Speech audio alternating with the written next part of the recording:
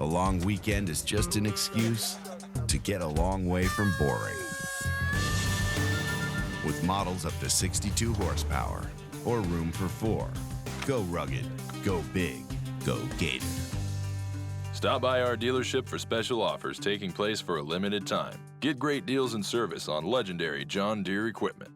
And welcome to the Georgia Southern Postgame Show. I'm your host, Josh Aubrey. We'll be joined by Matt Yogas in just a minute. We're here at Bobby Dodd Stadium, where the Georgia Southern Eagles come up just short, losing by a final of 42-38. Once again, the Eagles with the lead in the fourth quarter, much similar to the NC State contest, where they had the lead in the fourth, then a costly turnover, their only turnover of the game here, and Georgia Tech goes the length of the field, scores with less than a minute to go in the ball game, and the Eagles come out on the short end of a 42-38 game. Very unique situation here this afternoon, as Paul Johnson was the first time the Georgia Southern Eagles have played Georgia Tech, and the first time they've taken on a former head coach. Coach Johnson, of course, winning 2 national championships while a head coach with Georgia Southern. Teams very similar in total offense, rushing offense, and passing. The Georgia Southern Eagles owning a little bit of an edge on the passing offense. But again, the turnover proved costly. Once again, the Eagles could be possibly 3-0 at this stage in the season with 2 wins over ACC schools. Instead, they're 1-2. Let's get out and see some of the highlights from this contest. The Georgia Southern Eagles hitting the field for the first time at Bobby Dodd Stadium, taking on the Georgia Tech Yellow Jackets before a good crowd of Eagle fans who made the journey. Paul Johnson, Mike Seawalk, Mike Summers, Freddie Burden, all among those on the Jacket sidelines, but it was Justin Thomas starting the scoring. He goes in, 7-0. Moments later, it's Thomas going to the air. He hits Zach Lasky on the 12-yard score. Quickly, it's 14-0 Tech. The Eagles finally score, and who else? Matt Breida. He scored the first touchdown in each of the first 3 games, this one from 69 yards away. Former Eagle greats Adrian Peterson and Tracy Ham there to help celebrate. The celebration short-lived. The Jackets get a Tim Byerly sneak, and then Thomas to Darren Williams to make it 28-7. The Eagles tack on a Alex Hanks field goal, but Tech strikes again before the half. Thomas hits DeAndre Smelter for the 57-yard score, 35-10 Tech at the half. Coach Willie Fritz anxious to get the bad taste out of his mouth in the second half, and it's Kevin Ellison obliging here in the third. He goes untouched, 32 yards. He'd rush for 107 and pass for 162. The defense holds, and Ellison right back at it, going for a 32-yard gain here into Yellow Jacket territory. Ellison then showing Thomas he can chuck it too. This time hitting Catrella Showers in stride. He gets inside the 5-yard line, and from there to give to Breida, who manages to break the plane, giving him 6, and the Eagles make it 35-24. They weren't done yet. Another perfect pass from Ellison right into the waiting arms of B.J. Johnson, who manages to stay on his feet and go 68 yards for the score. The 2-point conversion failed. The Eagles outscore Tech 20-0 in the third to make it 35-30. Southern still not done yet. The defense holds. Again, it's Ellison breaking tackles, staying on his feet, and getting into Georgia Tech territory. Next, Ellison back to the air. A strike to Matt Breida inside the 15-yard line, and capping this drive, they give to L.A. Ramsby from 11 yards out. The 2-point conversion was good. The Eagles take a 3-point lead. Ellison would injure his shoulder. He's relieved by Fabian Upshaw, who picks up a first down right here. But then the play of the game, Upshaw hit. This one reviewed and ruled a lateral. Tech able to fall on the ball and recover. And it's deja vu. A potential game-icing drive results in a turnover. And just like NC State, the Jackets turn it into points. Thomas to Deion Hill for the score with less than 30 seconds to go in the game.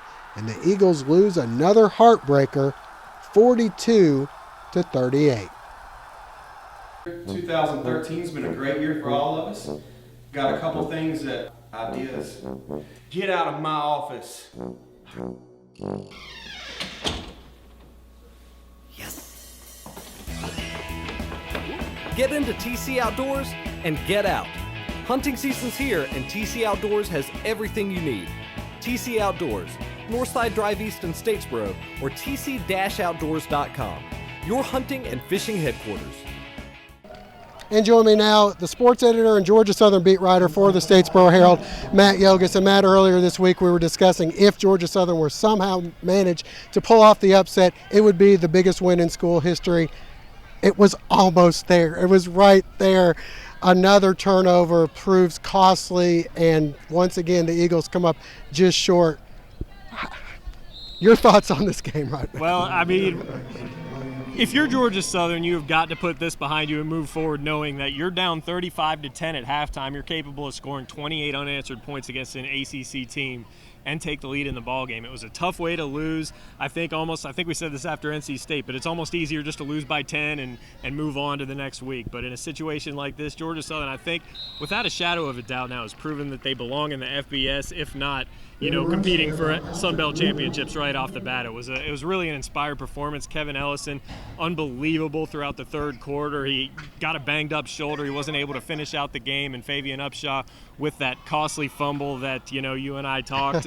How was 27-27 a minus or a plus? It's tough when you don't have enough evidence to overturn it. You shouldn't overturn it. Well, Matt, you kind of mentioned Kevin Ellison being a little banged up because he was the one who really put this team on his back there in the third quarter with some great passes, some really tough runs there. But Fabian Upshaw had to finish the game because of Ellison being a little banged up. Your thoughts on that part of the story? Yeah, that was the big question. I think Kevin Ellison, obviously the hot hand at the time, and then Fabian Upshaw comes in, looks really good, completed some third and long passes, moved the ball down the field, but then that big fumble, and you had to ask why Ellison wasn't out there. Coach Fritz said he couldn't go. He had a shoulder injury last season that prevented him from throwing the ball. We hope it wasn't acted up too much, but it was a shoulder that kept him off the field in the fourth quarter, and you just got to ask yourself what could have been if Ellison finished out the game. All that being said, we know the Eagles will fight to the end. We didn't know coming into this game because they hadn't been behind like this. It would have been very easy to tuck the tail and kind of just, they were just a little too much for us. But to come out like they did and do to Paul Johnson what he's done to others, which is to own the third quarter and really put them on their heels and make them sweat this one out. Yeah, Paul Johnson's Georgia Tech Yellow Jackets have been coming out sluggish. They looked almost unstoppable in the first quarter. They rushed for 199 yards, ended up with 212. Then Georgia Southern comes along, 220-something to 40 in the third quarter. It was really unbelievable, a tale of two halves if there ever was one. Unfortunately, the Eagles are going to be thinking about what could have been. Once again, after the game, we had a chance to talk with Coach Willie Fritz, Coach Paul Johnson, and a couple of the Georgia Southern players about this afternoon's contest. Heck of a game. It's a lot more exciting than it needed to be. But you have to give them credit. I thought they fought back hard and they never quit, and they played hard.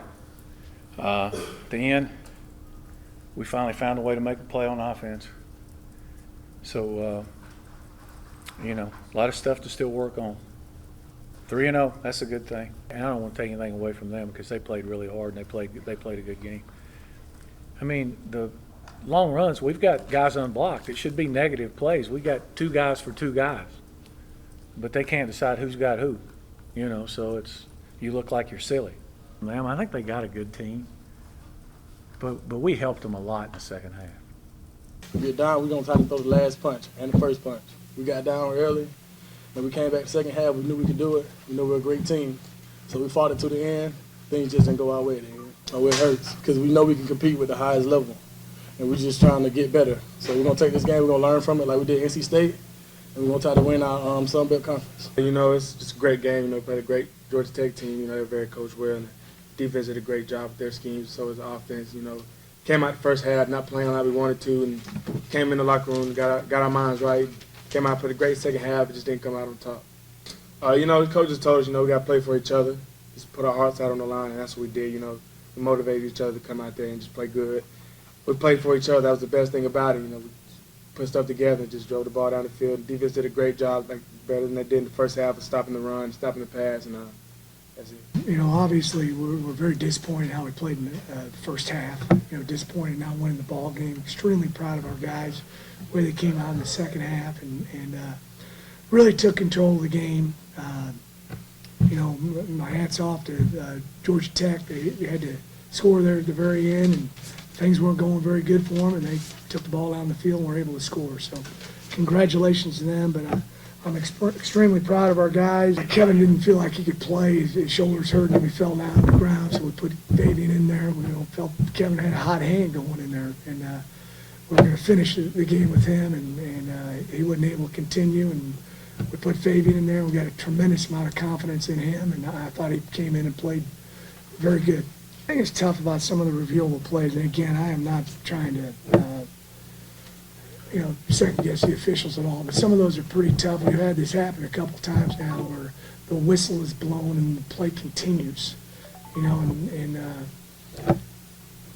so that's the tough part of it. I think if the whistle is blown, it seemed that way to me at least, where I was standing on the pitch, that he came running in immediately and thought it was a forward pass, but again, they've got all the replay technology and all that other kind of stuff, and hopefully they got it right. And I told our guys last night, we got no one on our team that was offered by Georgia Tech, not one guy. And I told them after the ball game, they're going to look back, they're going to say, gosh, we should have offered about 50 of those guys. I'm very proud of where we're at right now, and this is a big step up. There's a lot of people who understand. We've got a few of them in here going from 1AA football to Division I, but we're competing our tails off, and we're going to continue to keep doing that the rest of the season.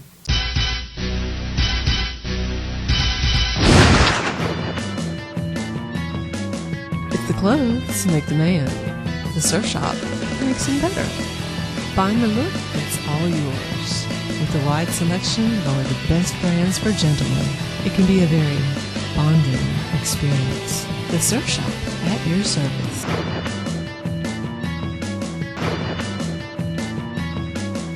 Well, no time for the Eagles to lick their wounds as they head into the first ever Sun Belt ball game on the road in Mobile against South Alabama. Yeah, South Alabama is a team that I think everybody expected to finish in the top half of the Sun Belt, but they've been playing really good football. If Georgia Southern's a favorite now after what we've seen, I think you have to say South Alabama is too. It's going to be a tough contest going on the road again to Mobile, Alabama.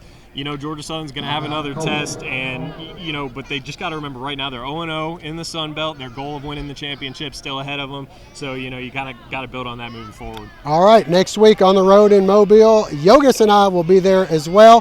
Thank you for joining us, and we hope to see you again next week.